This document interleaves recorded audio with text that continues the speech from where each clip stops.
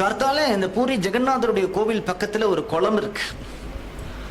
அந்த குளத்துல போய் அவளை ஸ்நானம் பண்ண சொல்லும் பொழுது ராம ராம ராம அப்படின்னு 3 தரம் சொல்லிட்டு ஸ்நானம் பண்ண சொல்லுங்க. அப்ப எழுந்து வந்த பிறகு நீங்க அவளோட சேர்ந்து அக்னிஹோத்திரம் பண்ணலாம், உபாசனம் பண்ணலாம், குடும்பமே நடத்தலாம். பின்னாடி அவ அம்மா கேக்குறா, என்னடா சொன்னேன் அப்படின்னு மிரட்டுறா. உடனே அந்த குழந்தை சொல்றான், அப்பா அப்படித்தானம்மா சொல்லுவா. அவ அம்மா சொல்றா, ஏண்டா 3 தரம் ராமான்னு சொல்லணும், 1 தரம் ராமான்னு சொல்ல சொல்லு. இதை கேட்ட உடனே அந்த பால சன்னியாசி போதேந்திராளுக்கு ஆச்சரியம் தாங்கல. ராம ராம ராமன்னு தன்னை வெளிப்படுத்திக்கிறார்.